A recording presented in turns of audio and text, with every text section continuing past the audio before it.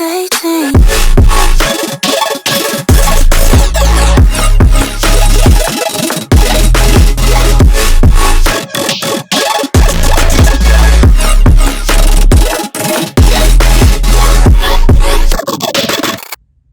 What's up, guys? So I'm here at the Yamaha demo day.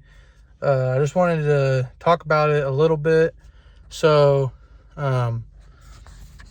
the demo day, the Yamaha is probably the worst of the demo days I've done so far, because like the Indian, you could ride any of the bikes you wanted. It was a non-guided ride. You could ride wherever you wanted, and you could ride as many bikes as you wanted. But so the Yamaha, it's not bad. I don't think I'd recommend it, but just know going in that, because they don't tell you that you're capped off at 3 rides, and I had plans to ride more bikes, well, one more bike than I was able to, because I rode the XSR 900, I rode the MT-07, I wanted to ride the MT-10, that's the one I'm not going to get to ride, and then the Tenere 700 is the last one I'm going to ride. So it kind of sucks that they won't let you, they don't tell you that you're going to be capped off at 3 rides. And also that I couldn't record the ride at all. That was the other thing. And that sucks too. I mean, I don't know, like all the other rides, they'll let you record. They said it was because of insurance reasons, but I'm like, if it's insurance reasons, why can the other ones let us do it, but not you guys? Like, that doesn't make any sense. But yeah, so, and they're really strict on the 3 rides. I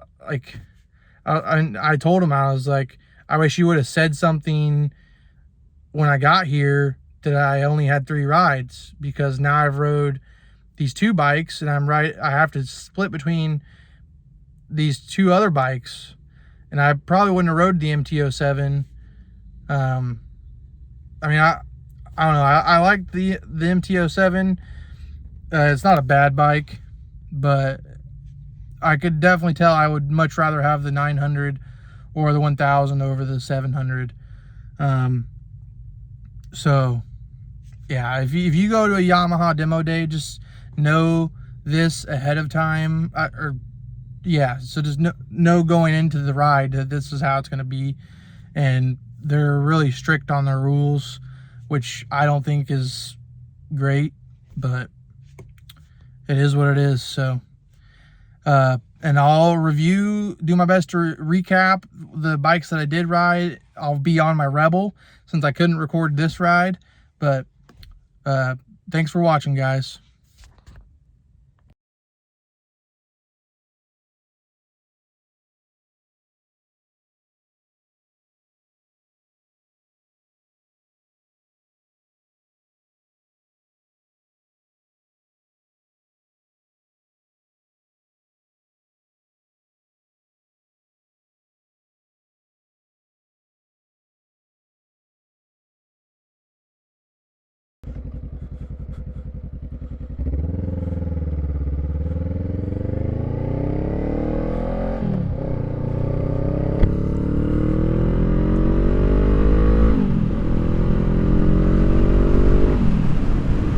What's up, guys?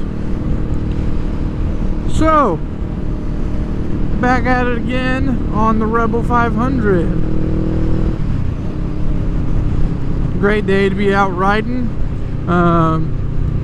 Today was a great day, very nice day for riding, but it didn't exactly go as planned. I did do what I intended to, which was to go to the Yamaha demo day, but they would not let me record,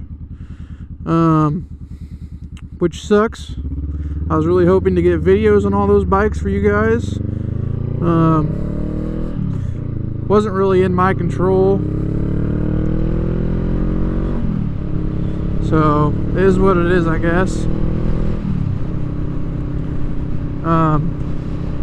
And I just honestly, the Yamaha demo days, they're not that great. I mean, if you're looking to buy one in specific, and you just want to go ride it, then sure. But in that case, it still doesn't really make sense, because you could always go ask your dealership for a test ride, and I'm sure as long as you have your endorsement, they're going to let you ride, which is the requirement for this. So the thing that doesn't really make any sense is that they have probably 15 bikes, or 10 or 15, I don't know, but they'll only let you ride 3. Like, at least do it like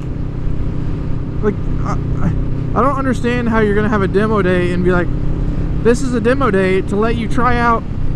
They said you could try out any of these bikes, which, yeah, you could try out any of them, but you better pick your 3 favorite, or else they're not gonna let you ride anymore. And they're not gonna let you record either, which, I mean, that doesn't make a big difference for most people. But if you're trying to make YouTube videos and you want to go and review the bikes, that's a big thing. So yeah, I mean, I was pretty disappointed with the demo day. It was fun getting out on those bikes.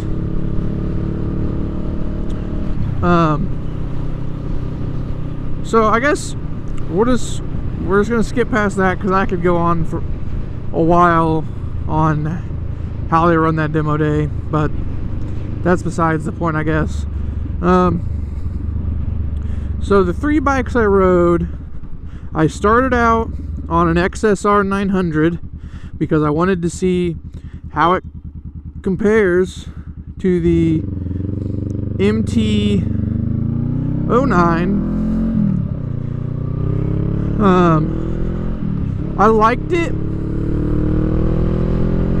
It's just, it's super aggressive on the throttle, which I did have it in A mode, but I also tried standard and it's still pretty aggressive.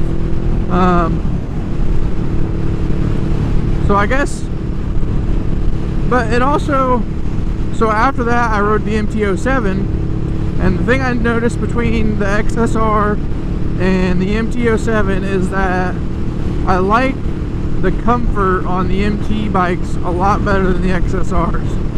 They both have similar foot positions, it seems like, and it has a really nice foot position.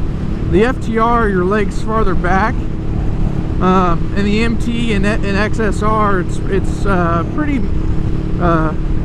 mid for the pedals, so it's about where the Rebel is.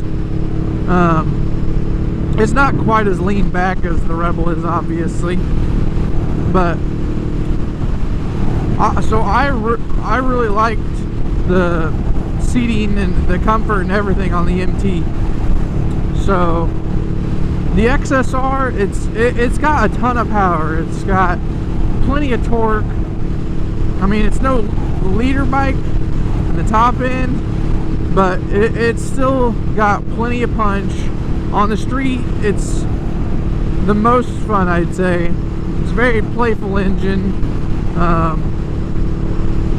but it also, if you like bump the throttle like that, it would jerk me around and it would buck pretty hard. That's not something I experienced on the MT-07. The MT-07, I'd say it's more like this on the throttle. And one thing I can say from riding those bikes to riding this Rebel is I've actually come to appreciate the laid backness of the Rebel 500. It's pretty nice to just go out on a ride, and you're not gonna, the only thing that sucks is once you get it on the highway, but like for riding like this, It's so easy to just cruise around on, and the engine isn't any like high strung or anything. It's just, I mean, there's like nothing when you go from nothing to full. Like, you start moving, but it's nothing crazy. Even down low, it's not. It's a quick bike, but it's nothing crazy.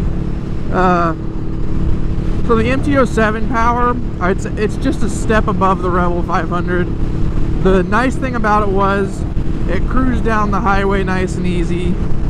I'd say that bike's more akin to the Rebel, like just in the way it rides and the foot position, but it's just got that touch more power.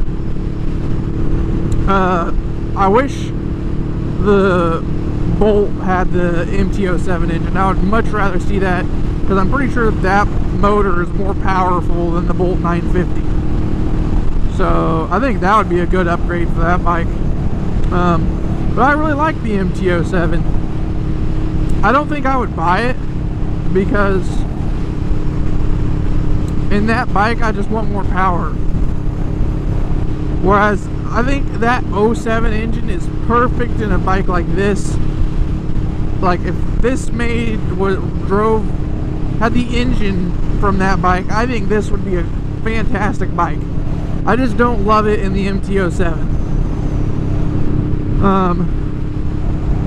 And so if I get an MT bike, I'd be looking at the 900 or the 1000. The 1000 or the MT-10. The 10 was the one that I did not get to ride.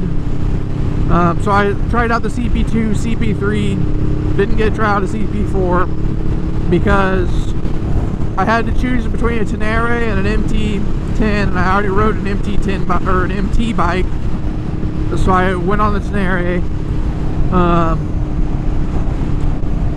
So I do wish I had been able to ride that bike. I think I would have had a ton of fun on it. It looks like it's a bigger bike. My friend said it's more comfortable. Chris went with me again, the guy that was at the Indian demo day. So I think if I had the money and I was looking at an MT bike, I would go for the MT-10. If you don't have enough for the 10, then I'd go for the 9. I'd just pass on the 7, I think. But the interesting thing about the CP2 in the MT-07, same engine that's in the Tenere 700. And I loved that engine in the Tenere 700 because that bike's not for the same kind of stuff, and the power band seemed to work so much better in that bike. I think it's because of the gearing that they use for that bike, because it's not meant to go fast, like top speed wise. But I think that bike handled better. It'd be interesting to see those bikes out where I live, see how they handled, like a road like this. They seemed, on the edge of the tires, they seemed just a little squirmish, but the roads down there also sucked. But they also sucked where we were riding the Indians, and the FTR and the baggers all felt phenomenal to me. That's why I still would have liked to ride the MT-10 and 09 and see how they handled. I didn't love the XSR's handling. The MT was definitely better, but the surprising thing was that I really liked the Tenere's handling. It was pretty stiff on the suspension because, well, I think it's because it had lowering links, because I expected it to just soak up bumps like it was nothing because of the style of bike that it is. But they had 3/4 inch lowering links on the forks and under the seat. So that's my guess as to why it rode stiff. I didn't like that.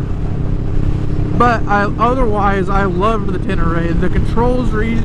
The only thing that was odd for me was the handlebars, because they go out straight like a dirt bike. And I've never been on one, so that felt awkward to me. But the rest of it, like all of these controls and stuff like that, they're in good spots and easy for me.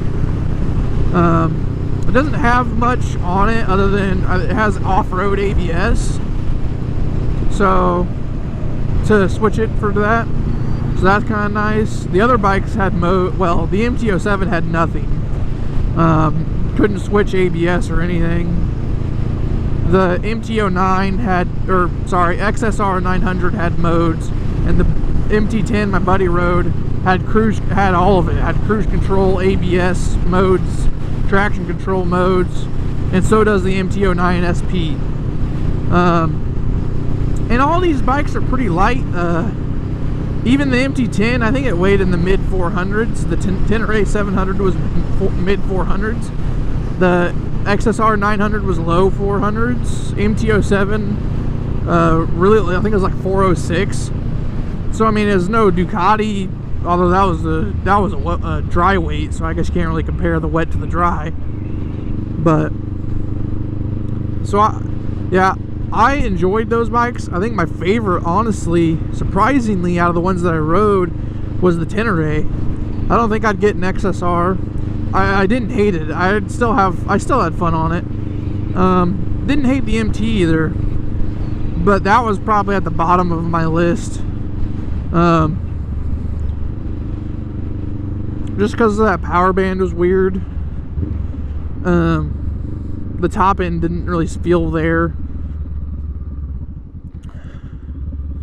And the XSR just had, the power band was anywhere. Like, it was down low, up high, in the middle, anywhere you got power. So I liked that part. And the Tenere was pretty similar. It still ran out in the top end, but it didn't feel as bad. And I think it's because, it has to be because of the gearing. So, but I still can't get over how well that bike handled for what it was. I'll have pictures and specs of all those bikes in the video as normal. I really wish I could have gotten videos on all the different bikes for you guys, but hopefully you still enjoy what I'm making.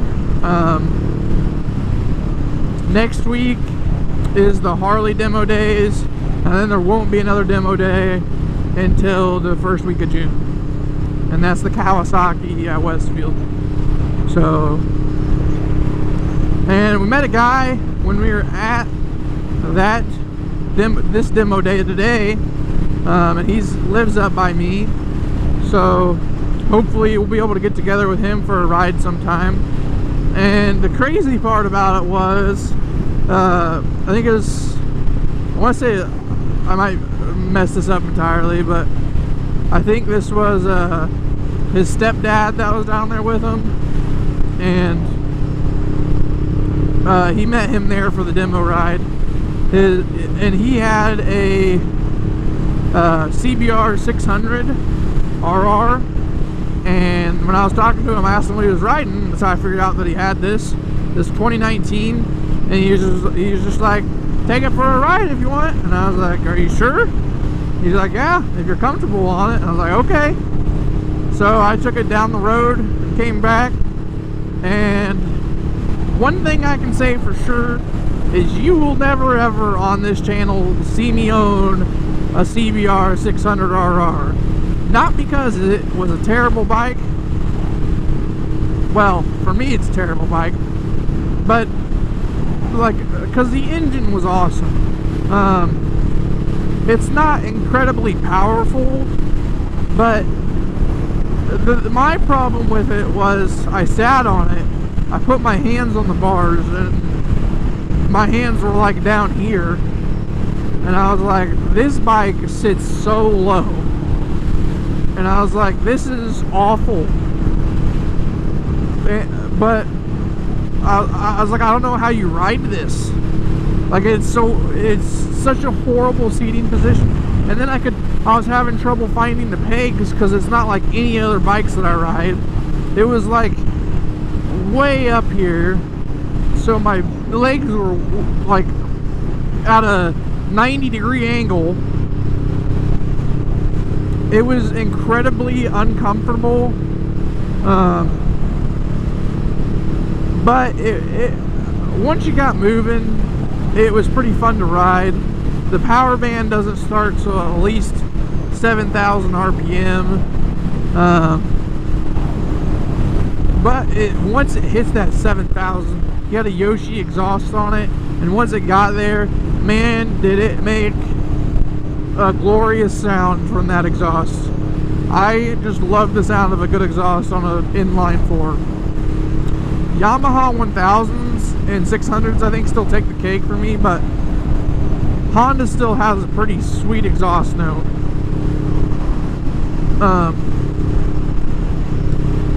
And I've never really liked Suzuki's. Sorry, Bouches. I might try a GSXS sometime, but I just think Suzuki doesn't make very good motorcycles except for the Hayabusa. And I'd have to try one to even see if I like it. But yeah, so look out for those videos I was telling you guys about.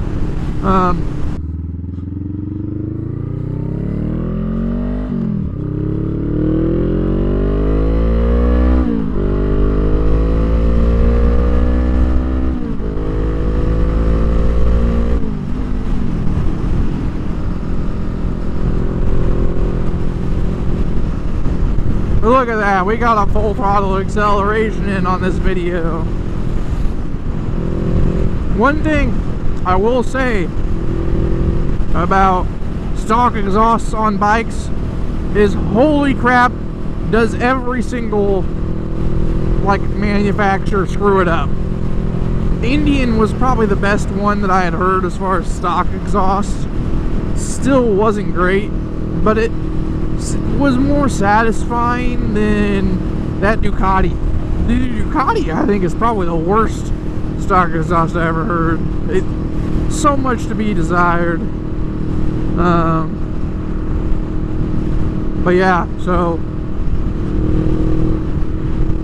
the Rebel 500 stock exhaust isn't horrible, especially like when you're sitting still, but as soon as you get moving, you can't hear it anymore. If it wasn't for that, I'd probably leave it alone. Well, actually, who am I joking? I wouldn't leave it alone. But it'd probably be better. A lot of people would leave it alone if it was like that.